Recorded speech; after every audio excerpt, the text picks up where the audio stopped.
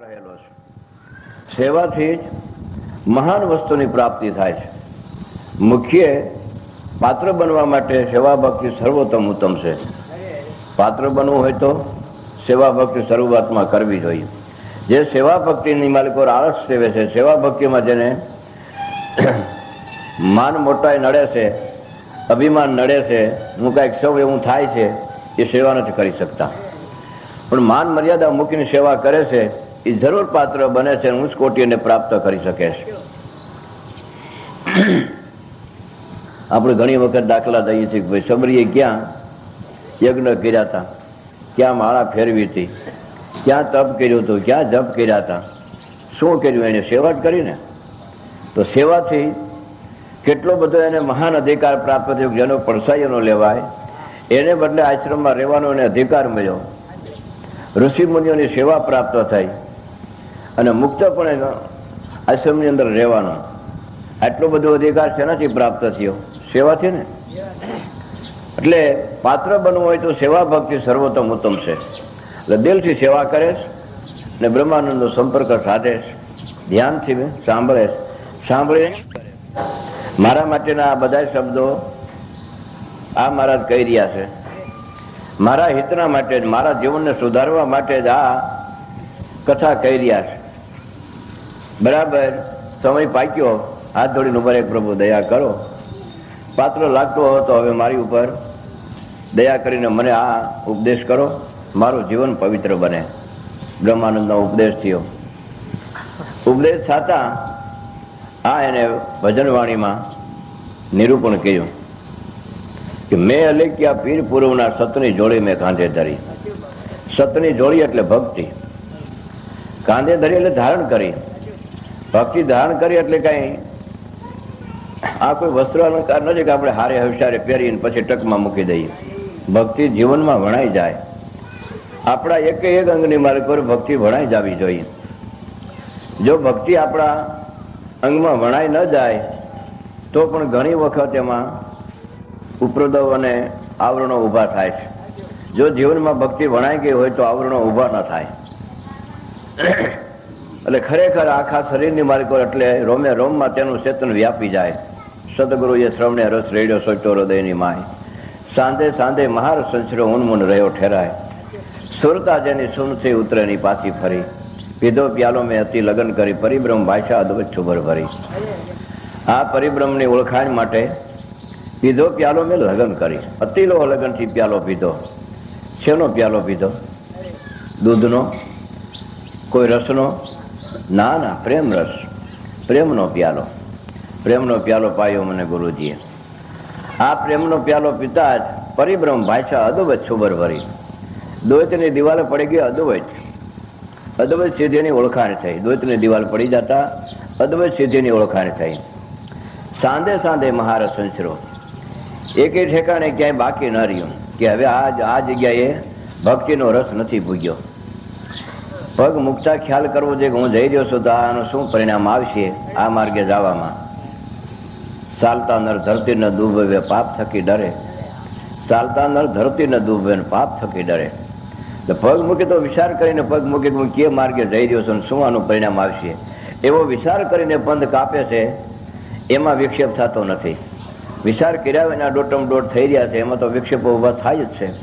પરિણામ આવ્યા પછી પસ્તાય છે, પછી શું કામનું?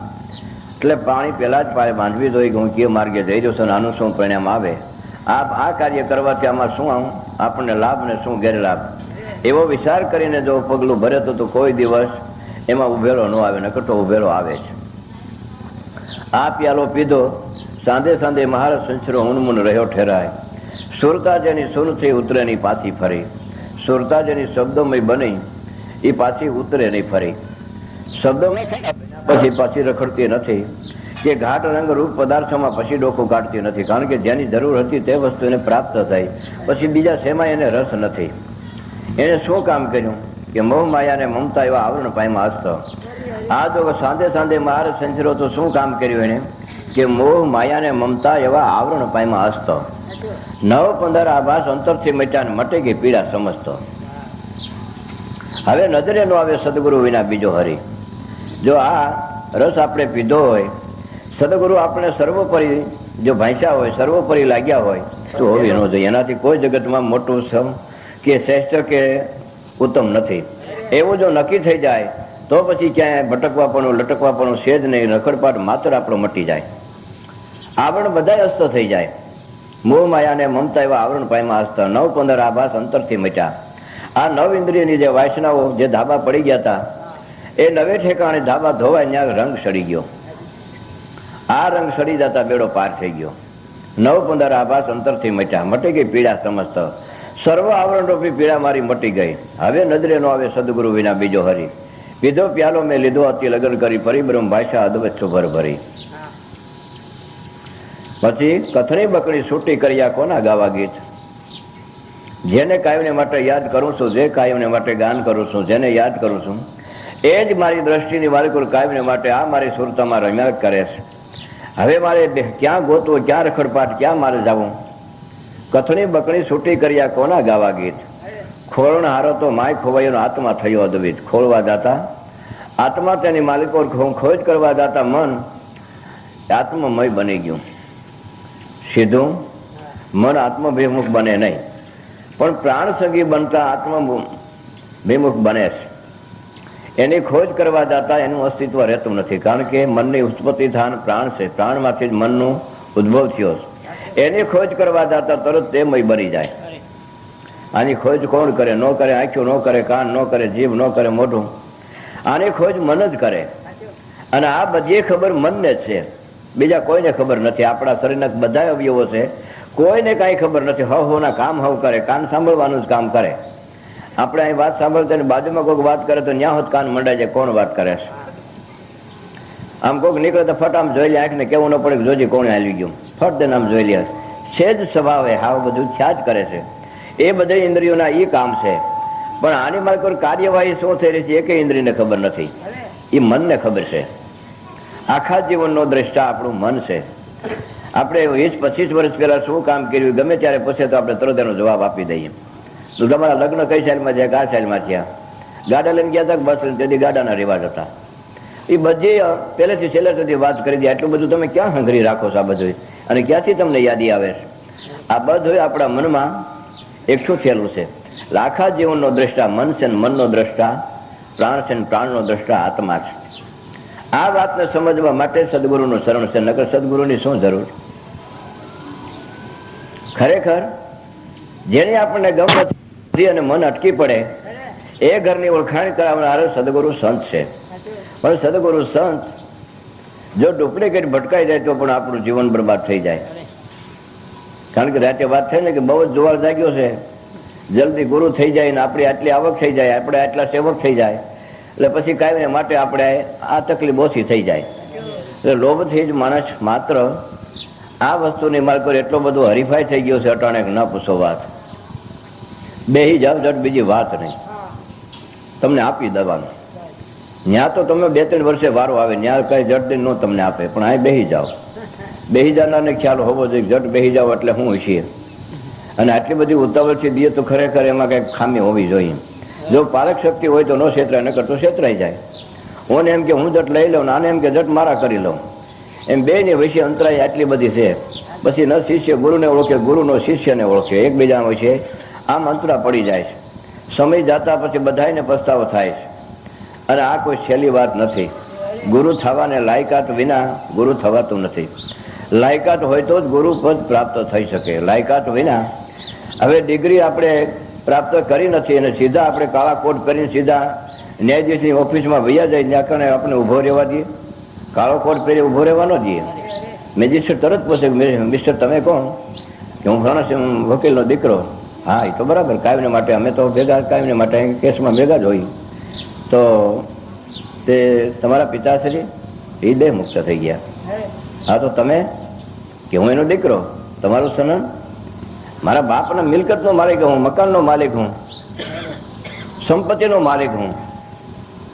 તો પછી એના બોર્ડનો માલિક કેમ નહીં? તરત જ કીધું ગેટ આઉટ, બહાર કાઢો અને આટા આવતા થઈ ગયા. નો હાલે ને વકીલાત. વકીલનો દીકરો વકીલ ન થઈ શકે, ગુરુનો દીકરો ગુરુ ન થઈ શકે. જો ડિગ્રી પ્રાપ્ત કરે, કમાઈ કરે તો ગુરુનો દીકરો ગુરુ થઈ શકે. નકર ગજુ નથી કે ગુરુ થઈ શકે. એમ કમાઈ વિના આ વસ્તુ જથારત થતી નથી. જેણે કમાઈ કરી છે, જેણે આની માલિકો સર્વ રીતે તન મન ધન મન વચન કર્મથી ત્રણેય પ્રકારના ભોગ દીધા છે, તે ડિગ્રીધારી બન્યા છે. અને એ જ આ પદને પ્રાપ્તિ કરવા માટે અધિકારી થયા છે. અને એ જ તૈરા છે, એ જ બીજાને તારી શકે. જે નથી તેરાય બીજાને તારે કેમ કરીને? આપણે કાંડાપોટે પાણી કોઈ દી ઉતર્યા નથી, બે કાંઠે નદી હાલ તને સામે કાંઠે મૂકી જાય બે જાય ને, એકે ન તરે. જે જ્યાં સુધી આપણે આપણા જીવનનું સાર્થક કરી શક્યા નથી, તો બીજાના જીવનનું સાર્થક આપણે કેવી રીતે કરી શકશું? એવી પોતાને ભાન હોવી જોઈએ. લે ભાગુથી કાંઈ આપણો અર્થ સરે નહીં, અને એનાથી કાંઈ આપણું કલ્યાણ થાય નહીં. માટે કથણી બકણી છૂટી કર્યા કોના ગાવા ગીત, ખોરણ હારો તો માય ખોવાયો આત્મા થયો અદ્વિત. પાળ્યો ગળી પાણી જ્યાંનો હતો ત્યાં રહ્યો ઠરી. દેહરૂપી પાળ્યો ગળી ગઈ, જેમ હતું તેમ નક્કી થઈ ગયું કે આ દેહની માલિકો સર્વોપરી સ્થાન પ્રાણનું છે. પ્રાણ તે તત્વ છે, તેની ઉપર મથન કરતા પ્રાણ જેમાંથી ઉત્પન્ન થયા છે તે ઘરની ઓળખાણ થતા તે સ્વરૂપે બનતા સર્વ રખડપાટ, સર્વ અવિદ્યા, સર્વ માયાથી જીવ મુક્ત બનીને મોક્ષ અધિકારી બને છે. પાયો ગળી પાણી જ્યાંનો હતો ત્યાં રહ્યો ઠરી. પ્યાલો પીધો મેં લીધો હતી લગ્ન કરી. મૂંગે સાકર ગળી ગળામાં સમજ સમજ મુસ્કાય. રવિરામ કહે વસ્તુ વીણ કેમ કરીને જીવાય. ઘટોઘટ બોલે સ્વાંગ તો અનેક ધરી. ઘટોઘટની માલિકો તે જ અવાજ કરી રહ્યો છે. નોખા નોખા દેહની માલિકો નોખે નોખે સ્વરૂપે આપણને ભાંસે. પણ દરેકની માલિકો એક જ અસ્તિત્વની એક જ વસ્તુ રહેલી છે. પ્રકૃતિ ભેદે જુદું દેખાય છે, બાકી દરેકની માલિકો શુદ્ધ ચૈતન્ય એક જ સ્વરૂપે રહેલો છે. બધા એમાં જરાય ફારફેર નથી, એક જ સ્વરૂપે રહેલો છે.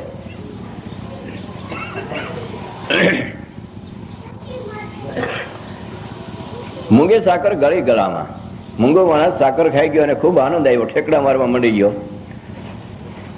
એટલે આપણે એમ થાય કે આને કઈક આનંદ આવ્યો છે, પણ કહી ન શકે ને કે મને આનંદ આવ્યો છે. એનું વર્ણન ન થઈ શકે. આપણને કોઈ પ્રકારનો આનંદ થાય તેનું વર્ણન કેમ કરવું? હે, આનંદ આવડો છે કે આવો છે કે ત્રિકોણ છે કે લંબચોરસ છે કે ગોળાકાર છે, એને શું કહેવો? એનું વર્ણન ન થઈ શકે. જે આનંદની પ્રાપ્તિ થઈ છે એનું વર્ણન નથી, અવર્ણનીય વસ્તુ છે. પધારો પધારો, જય ગુરુ મહારાજ. એમ આ જે આનંદ પ્રાપ્ત થયો છે એનું વર્ણન થઈ શકતું નથી. પછી વાણી દ્વારા, પદ દ્વારા એમાંથી એની રજૂઆત કરે છે. અનંતને અપાર રીતે એક શબ્દના અનંત શબ્દ અનંત અર્થ કરીને સમજાવવા માટે મહાપુરુષોએ કાંઈ જેવી તેવી મહેનત કરી નથી. કોઈ હિસાબે આ જીવ જો અવિદ્યાને માર્ગેથી પાછો વળીને સુવિદ્યા પ્રાપ્ત કરે તો તેનું જીવન દિવ્ય પવિત્ર મહામોક્ષ અધિકારી બને. એટલા માટે મહાપુરુષોએ કોઈ જગ્યાએ આળસ કે પ્રમાદપણું સેવું નથી. બોલાય ત્યાં સુધી બોલ્યા જ રાખ્યો છે ને. આખી જિંદગી પર્યત પરોપકાર માટે જેનું જીવન છે, લેશ માત્ર એમાં એને એમ નથી કે ક્યારે રાખ્યો કે આની સાથે મારે શું વાત કરવી. ઝીણામાં ઝીણો માણસ હોય તો તેની સાથે તે વાત, અધિકારી કોઈ આવે ને જે કાંઈ પ્રશ્ન કરે તેની સાથે તે વાત, 5 માણસો બેઠા હોય ને એના દરેકના હૃદયના ભાવને પારખીને તે પ્રમાણે તે વાત. પણ એને ક્યારે એવું નથી મનમાં રાખ્યું કે મારે અત્યારે કેમ બોલવું. ત્યાં આડો હાથ નથી રાખ્યો. આડા હાથ છે એ બધા ડુપ્લિકેટ છે. અત્યારે બાપુ સત્સંગ નહીં આપે, અત્યારે તો બાપુ આરામમાં છે, અત્યારે તો બાપુ ધ્યાનમાં છે, પછી બાપુ ભલે ને ડાળિયા ફાંકતા હોય. આડા હાથ ને કી એટલે આપણને એમ છે કે બાપુ તો ધ્યાનમાં કેટલો ટાઈમ રહેતા છે ને કેવી રીતે ધ્યાનમાં બેસતા છે. આ બધો આવો મહિમા સાંભળીને પછી આપણે ત્યાં ડોકું ઝુકાવી દઈએ. જ્યારે પરિણામ આવે ત્યાં આપણને તરાસ થાય કે આવી ખબર હોત તો અહીંયા આવત નહીં. એ તો બધો રાંડ્યા પછી જો જોવરાવા જેવી વાત છે. એ કોઈ જો હાસો પડે નહીં. એમ મૂંગે સાકર ગળી ગળામાં સમજ મુસ્કાય છે કે આ આનંદને શું વાત કરવી, આને માટે હું શું વર્ણન કરું. રવિરામ કહે વસ્તુ વીણ કેમ કરી જીવાય. આના વિના આપણે જીવી શકીએ? આ બોલનાર છે એ જ આ દેહનું જીવન છે. એ બોલનારાની માલિકોથી નીકળ્યા પછી આ દેહની કશી કિંમત ખરી? તરત લાકડું બાળવો પડે ને દાટવો પડે. ગમે તેટલો નિકટનો સંબંધી હોય એના વિના રહી શકતા ન હોય, એની સલાહ લેવાતી હોય, હજારો માણસો જેની પાસે સલાહ લેવા માટે લાઈન લાગી હોય, પણ એમાંથી બોલનાર પુરુષ હોઈ ગયો એટલે પછી આ લાકડું છે, પછી કોઈને સલાહ આપે નહીં. તરત જ એને કર્યા જ કરવી પડે. એ વસ્તુ વીણ કેમ કરી જીવાય? ઘટોઘટ બોલે સ્વાંગ તો અનેક ધરી, ઘટોઘટમાં તેનું જ અસ્તિત્વ રહેલું છે. તો દયાનંદ સ્વામી કહે છે કે મેં અલેખ્યા પીર પૂરવના સતની જોડી મેં કાંધે ધરી. આ સતની જોડી ભક્તિ મેં ધારણ કરી. સતની જોડી મેં કાંધે ધરી, મેં પીધો પ્યાલો લગ્ન કરી. અતિ લોહ લગ્નથી આ પ્યાલો મેં પીધો. એને શું કામ કર્યું કે જે આવરણ હતું, જે આની મારે કોઈ આડ કરતા જે કઈ હતા એ કારણ જડી ગયું. કારણ જડે તો જરૂર કારણ નીકળી જાય, અને કારણ નીકળે તો જ માણસ દુઃખી થતો બંધ થાય ને. કોઈ પણ ને કારણ હોય તો આપણે અનંતને અપાર ભોવા પાસે જઈએ, દાણા ઢોરાવીએ, ડાકલા બેહારીએ, સંડી બેહારીએ, પણ કોઈ હિસાબે કારણ કાઢવા માટે ને તો આપણને આ મોટામાં મોટું કારણ છે. આ પંચભૂતનો દેહ બનેલો છે, પંચભૂત તો છે જ. પછી એમાં સંશય ભ્રમણા અનંતને અપાર, આ ભૂતાવળનો કોઈ પાર નથી. આ ભૂતાવળને કાઢવા માટે સંતો મહાપુરુષોએ દાખલા બેહાર્યા છે. સમૃદ્ધ ભોવા વિના આ કારણ ન નીકળે. ઓલા કારણ કાઢવામાં આપણને બહુ મહેનત પડે છે. એને ક્યારેક ક્યારેક તો આખી જિંદગી માણસ ધૂણ્યા જ કરે છે. આખી જિંદગી ધૂણ્યા કરે કે બહુ બાપા મહેનત કરીને કેટલે ઠેકાણે ખાના ભોવા જે કહેવાતા હતા ત્યાં બધે જેવા, પણ કારણ નીકળતું નથી. કારણ ખરેખર તો મનનું હોય છે, બીજું બહારનું કોઈ કારણ નથી. પણ તમે જેવું કલ્પો તેવું તે સ્વરૂપ ધારણ કરી અને તમને આ હેરાન પરેશાન કરવાનું કારણ કે તમારી જીવ દિશા છે. જીવ દિશાના હિસાબે જીવ કાયમને માટે દુઃખી થયા કરે છે. આપણને રોગ હોય કોઈ પ્રકારનો તો ઘણા માણસો દાણા ઢોરાવે. રોગને માટે દવા હોય, ડાક્ટર હોય, દાણા ઢોરાવે કઈ રોગ મટે? દાણા ઢોરાવે. ભાઈ નો તો કેતો આપણને નવા ગામ કે બાપા એસિડિટી બહુ ઘરનાને વધી ગઈ છે ને પેટનો દુખાવો બહુ, કઈ કામ થતું નથી. હવે અમારા ઘરના અમને મારી બાર ને બધાને શંકા છે કે એને કઈક નડતરા છે. મેં ઘોડે ગોખલે ચડતા નહીં નકર અધોગતિ થાય ને બાય તમે ખોઈ બેસ્યો. આવા જ માણસને આવી શંકા થાય. રોગને માટે મોટામાં મોટા સર્જનો છે. દરેક રોગના નિષ્ણાતો જગતમાં છે. તો આપણે હું કહું છું કે મોટામાં મોટો રોગ ગમે તેવો હોય તોય ડોક્ટરો તે રોગને પકડી લે છે અને તેનું નિદાન કરીને દવા આપે છે. પણ મનના રોગની દવા થતી નથી. મનના રોગમાં જ મનુષ્ય માત્ર મૂંઝાઈને મરે છે. મનના રોગને મટાડવા માટે સદગુરુનું શરણ છે. સદગુરુને શરણે જઈને એના વચન આપણને પ્રમાણ હોવા જોઈએ. જે વાત કહી હતી આપણને 16 બાલને એક રતી આપણને માન્ય હોવા જોઈએ તો કામ થાય. બાપા તો કે પણ આપણે થોડું ભાઈ આંખી વિશે બેઠો રહેવાય, ક્યાંક જવું તો પડે ને, તો જાવ બાપા. જાય એટલે દુઃખ થાય, કારણ કે હવના કામ હવ કરે છે ને. જો એને એમાં સર્વોપરી ન લાગતું હોય, એમાં રહી ન શકે ને, ત્યાં ક્યાં વૈયા ગયા? જમ ન આવે કેમ કરીને વૈયો ગયો? તંત્ર મૂક્યું હતું ને, કેમ આડું ન ફેર્યું? કોઈ રોકી શકવાનું નથી. પણ આપણે એવી રોષક વાતોની માર્ગો એટલા બધા ભોળવાઈ જાય અને અધોગતિમાં મુકાઈ જાય અને છેલ્લે જીવન બરબાદ થઈ જાય. એ આપણને ભાન નથી. કારણ છે મનનું અને દોષ દઈએ છીએ દેવને, કારણ છે મનનું અને દોષ દઈએ છીએ બીજાને. એ જ આપણી ખરેખરી ભ્રમણા અને ભૂલ છે. આ ભૂલ આપણી મહાપુરુષ વિના નીકળે નહીં. માટે આ પ્યાલો પીધો એને શું કામ કર્યું કે 5 ફળિયા પછી જ મેળ્યું. 5 ફળિયા એટલે પંચભૂતનો દેહ, પછી જ પ્રકૃતિ, પછી જ મેળ્યું. 5 ફળિયા પછી જ મેળ્યું. 9 દરવાજા જોયા ફરી. આ આપણા 9 દરવાજા, 2 કાન, 2 આંખ્યું, 2 નાખોરા, મોઢું, ગુદા, ઉભરેસર. આ 9 દરવાજા જોયા ફરી. પણ આ દરવાજા સારાય નથી, તેમ કઈ નરસાય નથી. પણ સંસારના માલને લેતી દેતી કરવા માટે આ દરવાજા આપણને પ્રાપ્ત થયા છે. આંખેથી આપણે જોઈએ, કાનથી સાંભળીએ, નાકથી સુગંધ દુર્ગંધ લઈએ, મુખથી બોલીએ અને સ્વાદ લઈએ, પગેથી હાલીએ, હાથથી લેતી દેતી કરીએ, ખર્ચો પેશાબ જઈએ. આ બધા દરવાજા એટલા માટે આપણે પ્રાપ્ત થયા છે. એકેય દરવાજો ભગવાનને મળવા માટેનો પ્રાપ્ત નથી. ભગવાનને મળવા માટેનો દરવાજો 10મો ગુપ્ત છે. એ 10મો દરવાજો સદગુરુ મળતા ખોલી બતાવે અને એ ઘેરે જવા માટેની આપણી લોહ લગન લાગે અને એ દરવાજો ખોલી અને એમાં રહેલો માલ પ્રાપ્ત કરવાની આપણા હૃદયમાં તાલાવેલી લાગે તો તે ભવપાર ઉતરીને મોક્ષ અધિકારી બની. નહીં તો આ બધી વાતો છે. જ્યાં સુધી એમાં આપણું લક્ષ્ય લાગતું નથી અને રોષક વાતોની માર્ગ પર આપણે ખેંચાઈ જઈએ છીએ અને ન્યાકને દોટ મૂકીને પહોંચી જઈએ છીએ. હાચી વાત છે ખોટી લાગે છે અને ખોટી છે હાચી લાગે છે. દશમોડ થતા માણસને પૂર્વ પશ્ચિમ લાગે ને પશ્ચિમ પૂર્વ લાગે, એટલે એનો પંથ વધે છે ને. જાવું છે પૂર્વમાં ભાગ્યો છે આથમણો, એને એ પૂર્વ લાગે છે એટલે પંથ વધે ને ગાંઠનો. પણ જો 2 કલાક હોઈ જાય એટલે તરત જ મગર ઠેકાણે આવી જાય, ખ્યાલ આવી જાય પૂર્વ આની કરશે. જો ભાગ્યો હોત તો પંથ વધી જાત ને ઉલટાનું હેરાન થઈ જાત. એમ આપણું મગજ ફરી ગયું હોય ત્યારે આપણને બધું ઉલટું લાગવા મળે. એમ સાચી વાતને આપણે ખોટી ક્યારે માનીએ કે ભ્રમણામાં પડીએ ત્યારે. જો ભ્રમણા ટળી જાય તો જે વાત જેમ છે તેમ સત્ય સમજાઈ જાય તો આપણે સર્વ દુઃખથી મુક્ત પણ બની જાય. માટે 5 ફર્યા પછી જ મેળ્યું, નવે દરવાજા જોયા ફરી. આ બધો તપાસ કરતા મેં એક લાભ થયો. શું લાભ થયો? કે 4-5 માં ખેલે દુગઠિયા ઊનકુ મેલા પર હરી થઈ સતની જોડી કાન ધરી. આને મારે કહો 4 અને 5 9 જણા આપણી મારે કહો આપણા દુશ્મનો ભયંકર અફસરો છે કે જેવા તેવા પુરુષાર્થ કરીને કઈ કબજે કે ખીલે બંધાતા નથી. એના માટે જેનો પ્રબળ પુરુષાર્થ છે, સમરણ બળ જેનું પ્રબળ છે, ગુરુમાં જેને અટળ વિશ્વાસ છે, એ જ આ અફસરોને કબજે કરી શકે ને એની માથે વિજય મેળવે. નહીતર તો એ કાયમને માટે શબ્દ સ્પર્શ રૂપ રસ ને ગંધ કામ ક્રોધ લોભ મોહ દેશ સંધિ તસ્કરા જ્ઞાન રત્નના પારાહી તસ્માત જાગરોહી જાગરોહી. આ 9 જણા ઘૂસી ગયા. જ્ઞાન રૂપી રત્નની ચોરી કાયમને માટે એ જ કરી જાય છે, આપણી પાસે રહેવા દેતા નથી. ધ્યાનમાં બેસોતા તરત એવડાય આવરણ ઉભું કરે, અનંત પ્રકારના સંકલ્પ પેદા કરે. એ સંકલ્પ થતા જે સમરણ કરું છે સમરણ ન થાય. એવડે સંકલ્પના લોઢ માટે લોઢ ચડે. જેમ દરિયાના લોઢ પછી લોઢ આવે એમ સંકલ્પ પછી સંકલ્પ, સંકલ્પ પછી સંકલ્પ અનંતને અપાર પેદા કરી દે. એટલે જે કરવું છે ન થાય, સાધક થોડીક વારમાં કંટાળી જાય, જે કરવું છે થતું નથી અને બીજા જ વિચારો આવે છે. અઠે દ્વારકા બાપ હાચો હાચો સુઈ જાય.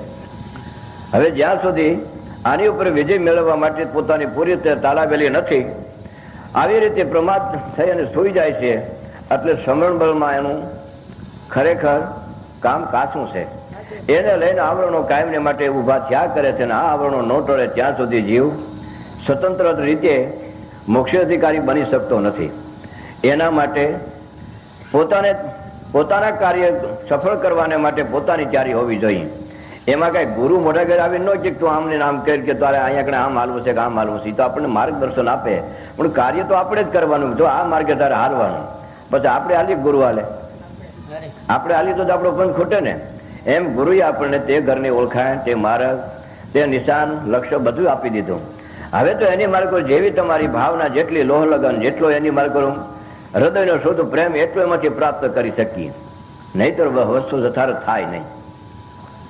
એટલે ખબર પડે કે 4-5 માં ખેલે દુગઠિયા ઊનકુ મેલા પર હરીથી સતની જોડી કાન ધરી. આવડા 9 જે માર્ગ ઘૂસી ગયા હતા, ગુરુ બળે કરીને 9 ને આમાંથી વિદાયગીરી આપી દીધી. 9 ઠેકાણે ધાબા પડી ગયા હતા, એ 9 ઠેકાણે રંગ સડી ગયો. એ 5 રંગ કા લિયા કપડા શીલ સંતોષના તાર ભરી. આ કપડું 5 રંગનું છે. પૃથ્વીનો રંગ પીળો છે, જળનો સફેદ, વાયુનો લીલો, અગ્નિનો લાલ ને આકાશનો શામ. 5 રંગનું આ કપડું બનેલું છે. એમાં શીલ સંતોષના તાર ભરી. આપણા શરીરના અવયવો એ આપણા શીલ સંતોષ છે. એ એમાં સોનેરી તાર ક્યારે બની જાય કે બધા અવયવોમાંથી અવિદ્યા વિદાય લઈ લે ત્યારે.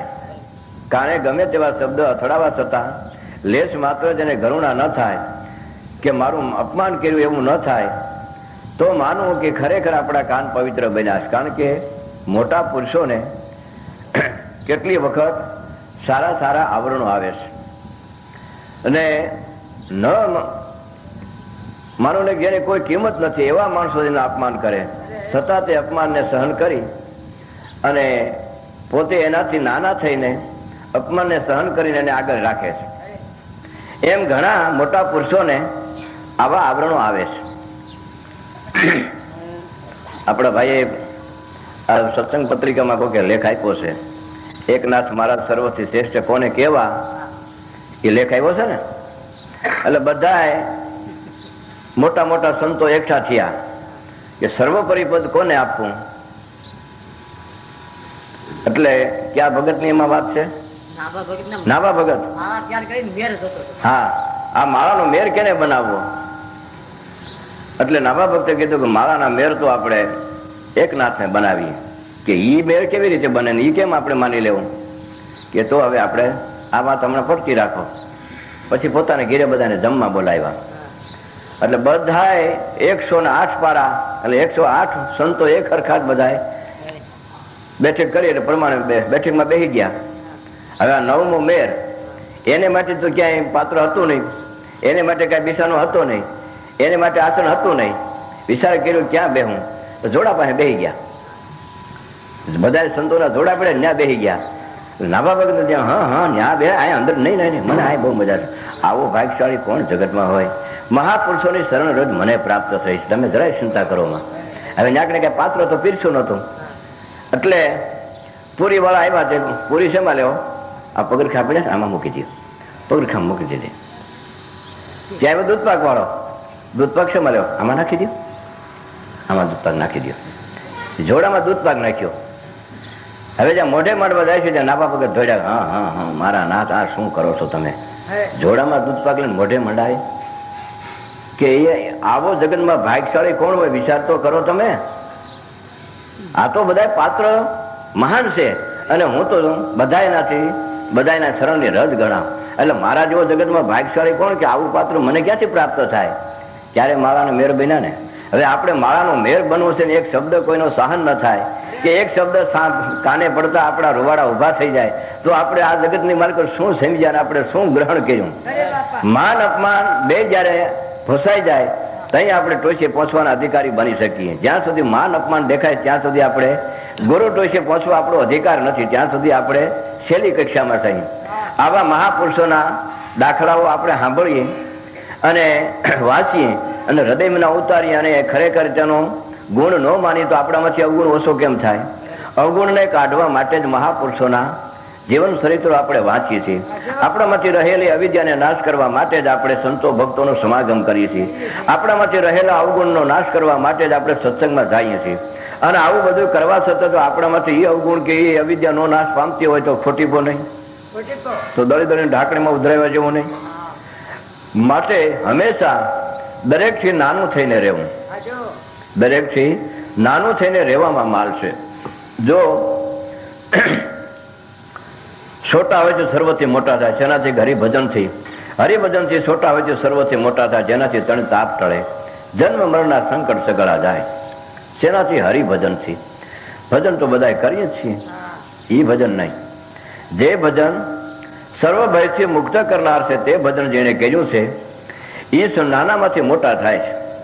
પછી એના દ્રષ્ટાંત કીધા ને કે જો સુખદેવજીના મૂળ શોધી, સદનો ઘાતી પશુ રોધી, જ્યાં ઈશ્વર છે આપે અકરોધી. મહાન સજ્જનો ઘાતકી માણસ શેકલાની જીભોનું શાક કરીને ખાનારો કેટલા જાનવર રોજ મારતો હોય છે. આટલો બધો ભયંકર માણસ. હવે એના માટે ભગવાન પ્રસન્ન હોય? પણ ભગવાને ક્રોધ છોડીને અક્રોધી બનીને તેને શરણાગતિ આપી દીધી. શેનાથી? હરિભજન થકી. આભાસ માત્ર છે જેને નામ લીધું. નારણિયા ધોળજી મને હણકા શીંગડું મારે છે. હવે પુત્રનું નામ લેતા જમના દૂતને કાઢી મૂક્યા અને વિષ્ણુના દૂતે આવીને કીધું તમારાથી અવાય કેમ? અહીંયા કરે અમારા હંસને તમારાથી લેવાય કેમ? અહીં તમારાથી અવાય કેમ? એટલે યમરાજાના દૂતે જય યમરાજાને કીધું કે આ જગતમાં વહીવટ કરતા કેટલા છે? કેમ કે આ જીવ લેવા જવા માટેનો અધિકાર કોનો છે? કે તમારો જ. તો તમે મોકલે ત્યાં તો અમને મારીને કાઢી મૂક્યા વિષ્ણુના દૂતે.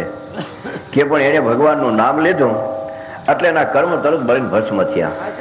ભગવાનનું નામ લેતા કર્મ બળી ગયા અને એને વિષ્ણુના દૂતે આવીને એના લોકમાં લઈ ગયા. જ્યાં ભગવાનનું નામ હોય ત્યાં તમારે ડોકું નહીં કાઢવાનું. આભાસ નામ લેતા એનો ઉદ્ધાર થયો. આટલો બધો ભગવાનના નામનો પ્રતાપ, આટલો બધો ભગવાનના નામનો મહિમા એ આપણને ઝીણો, નાનો અને કિંમત વિનાનો લાગે છે. અને વેખરી વાણીના શબ્દ આપણને જબરદસ્ત મોટા પહાડ જેવડા લાગે છે. જેમાં આપણું શ્રેય નથી, જેમાં આપણું પતન છે, જેમાં આપણી અધોગતિ થાય એ આપણને પ્રિય લાગે છે. એ સાંભળવાને, એ પ્રાપ્ત કરવાને માટે આપણે આકાશ પાતાળ એક કરીએ છીએ. જેમાં આપણું લેશ માત્ર જીવનનું સાર્થક રહેલું નથી, એ બધું કરવાને માટે ત્યારને જેની માલિકો આપણા જીવનનું સાર્થક રહેલું છે, જેમાં મોક્ષ પ્રતીતિ થાય એમ છે, એ સાંભળવા માટે આપણે તૈયાર નથી. ત્યાં સુધી આપણે મનુષ્ય આકારે જીવી છીએ, માનવ બન્યા નથી. માનવ બનવું હોય તો મહાપુરુષો જ્યાં બિરાજતા હોય, જે ડિગ્રીધારી સંતો છે, જેને આ જીવનનું સાર્થક કરેલું છે, મોક્ષાધિકારી બન્યા છે, તે બીજાને મોક્ષાધિકારી બનાવવા માટે સમર્થ છે. ત્યાં જઈને આપણા જેટલો સમય ન્યા ગાળવો, ન્યા બેસીને પડવા દેવા, ધ્યાનથી સાંભળીને પછી ઘીરે જઈને તેનું મનન કરવું. મનન કરીને જરૂર પૂરતા શબ્દો અભ્યાસમાં મૂકવા, ત્યારે વસ્તુ જથારથ બને. 3 વખત વસ્તુ જયારે પલટાય, શ્રવણ, મનન, અધ્યાસ. શ્રવણ એટલે સાંભળવું, પછી એનું મનન કરવું, પછી એને અભ્યાસમાં મૂકવું, તો વસ્તુ કામની છે. નહીતર આ બધી વાતો જ આપણને લાગે એમ. હા, દાસ દયાનંદ આ ટાળ કાઢવાને માટે તત્પર બની ગયા. કારણ જડી ગયું, કારણ નીકળી ગયું. 5 રંકા લિયા કપડા, શીલ સંતોષના તાર ભરી. પ્રેમને પ્રકારે જોડી નીકળી, જોડી બની ગઈ. ખરેખર પ્રેમનો પ્રકાર મળી ગયો, જોડી ખરેખર બની ગઈ. એટલે મન સત્વગુણ પ્રધાન બની ગયું. એટલે આ વસ્તુ પ્રાપ્ત કરવાને માટે અધિકાર બન્યો છે. પણ જ્યાં સુધી જોડીમાં હાથ નાખે તો કાંઈ નીકળે નહીં, જોડી ખાલી છે. એ જોડીમાંથી માલ નીકળે ક્યારે?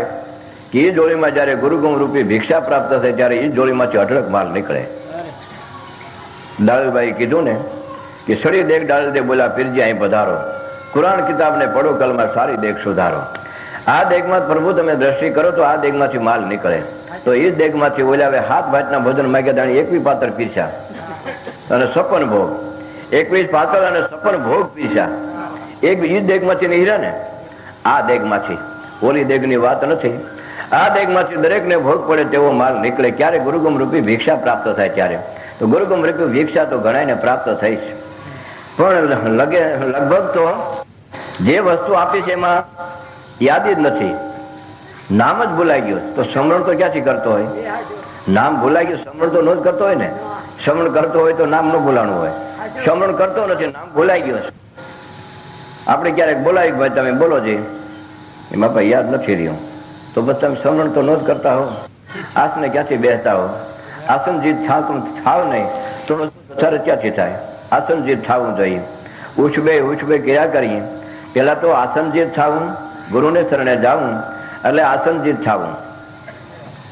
આસન જીત થાય એટલે આ જે પ્રાણાયામની વાત ઋષિ મુનિઓએ કરી છે કે પ્રાણને નિમમાં લેવો.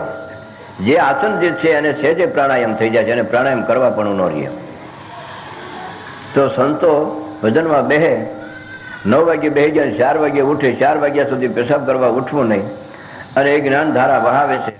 તો બીજા બધા 2-4 વખત પેશાબ કરવા જાય, એને પેશાબ નહીં લાગતો હોય? આસન જીત છે. દરેક ઇન્દ્રિયોની માથે વિજય મેળવેલો છે. એને પ્રાણાયામ સહેજે થાય છે, એને નિમમાં લેવા પણ એના પ્રાણ નિમમાં આવી ગયા છે. એટલે એ વસ્તુ એને યાદ જ આવતી નથી કે પેશાબ લાગ્યો છે કે મારે ઉઠીને જવું છે, કારણ કે ભજનમાં છે. આનું નામ ભજનમાં આપણું ધ્યાન છે, એ ખાતરી ત્યારે થાય.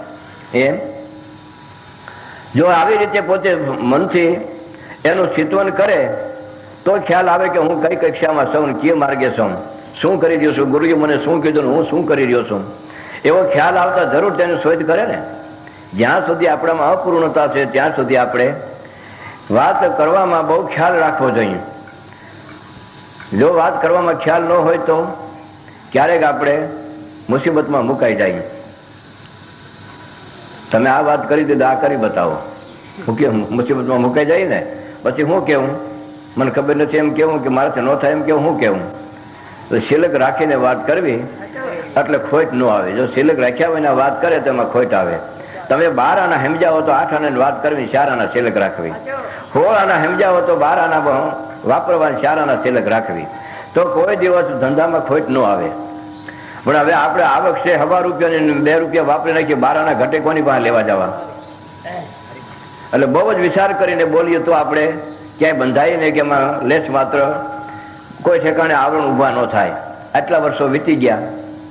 આજે 50-52 વર્ષની સર્વિસ થઈ અમારી. બાપાને મળ્યા એને, કારણ કે બાપા મને 97ની સાલમાં મળ્યા. કેટલા વર્ષ થયા? 97ની સાલમાં બાપા મળ્યા.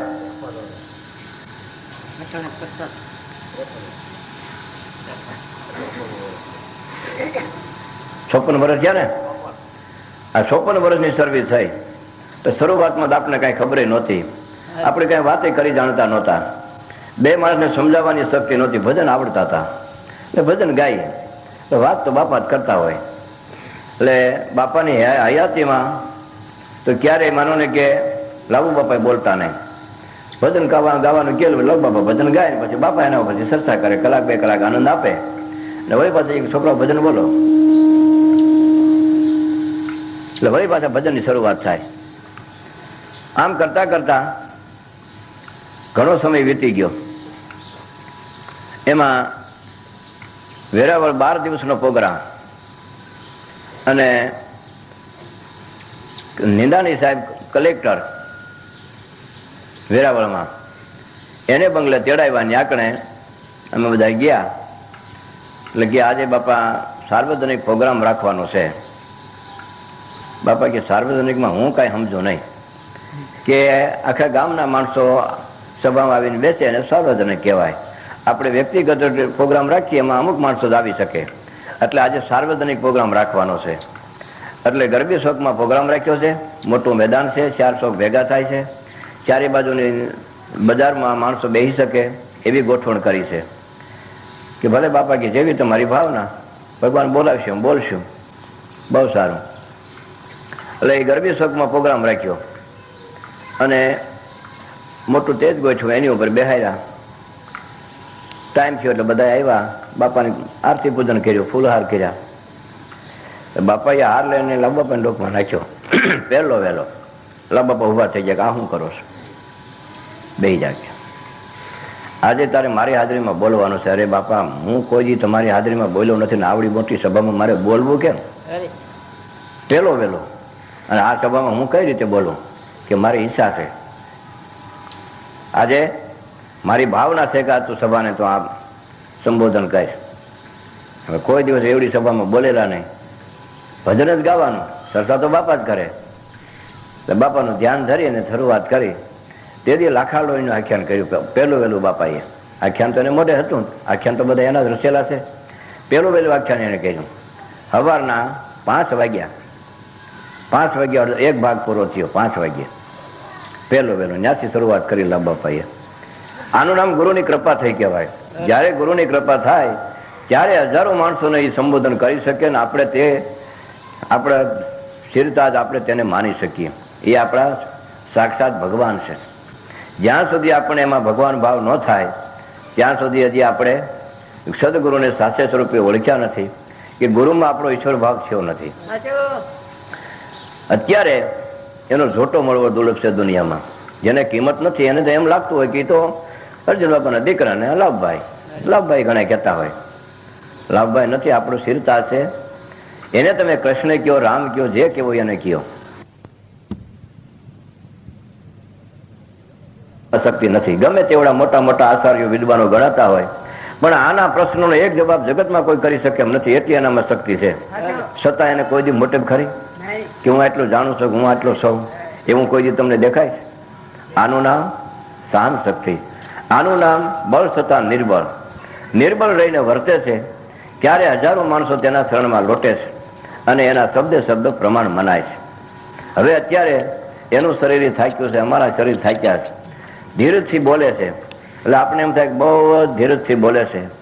શું કરવાને કે એનું શરીર હવે કામ કરતું નથી, કારણ કે ઉંમર થઈ છે.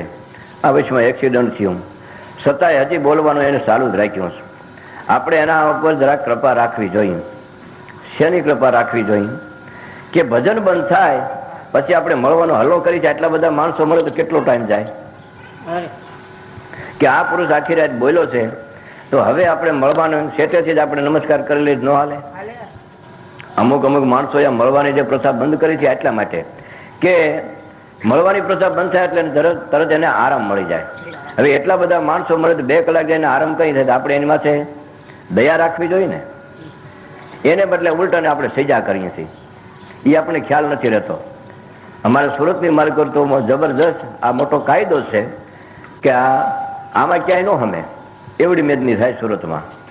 પણ પર્વતભાઈ ઉભા થઈને કહી દે કે બધા એને હાગમટે રામ રામ એટલે તરત રવાના, પછી ત્યાં કોઈ આવવા પણ ન મળે. એટલા બધા માણસો મળે તમે હોઈએ કેવા ટાણે અને આરામ કઈ થાય? એટલે હું તો દરેક વખતે કહું છું ભાઈ હાગમટે રામ રામ છે, તમે જ્યાં બેઠા તો ત્યાંથી તમારે રવાના થઈ જવાનું. હવે અહીંયા આવવાની જરૂર નથી, તો જેથી કરીને અમને થોડોક આરામ મળે અને અમારા શરીર હવે થાક્યા છે.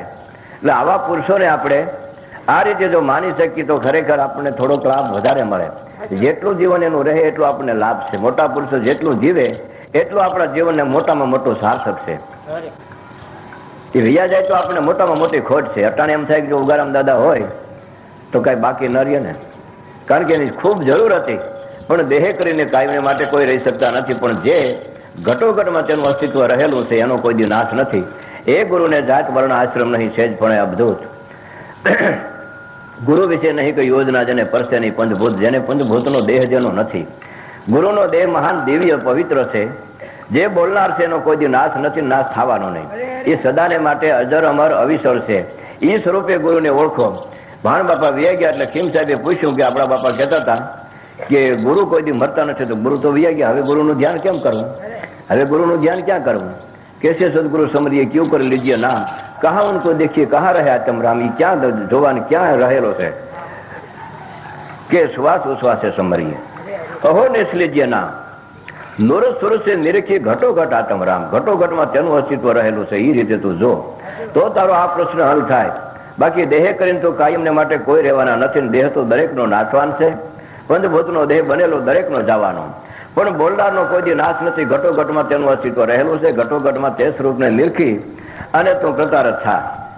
એવી રીતે જો આપણે સમજીએ તો આપણું આ જીવન દિવ્ય પવિત્ર બને. આવી મહાન વસ્તુ પ્રાપ્ત થતા આપણા હૃદયમાં તે ભાવ ન થાય ને ગુરુ આવ્યા છે એવી ખબર પડતા આપણે મળવા ન આવીએ, ગુરુ આવ્યા છે એવી ખબર પડતા આપણે દર્શને ન આવીએ, તો આપણે ગુરુ ક્યાં ઓળખાણા છે? તો આપણે આ બધી લવારી છે ને. ગુરુનું નામ સાંભળતા આપણા હાથમાંથી કામ પડતું મુકાઈ જાય. સર્વ કામથી મુક્ત છે, તરત તેના શરણમાં દાખલ થઈ જવાનું અને તેની સેવામાં લાગી જવું. આનું નામ ગુરુ મજાનું બ્રહ્માંડ, આનું નામ ગુરુ શાસ્ત્ર સ્વરૂપે ઓળખાણ.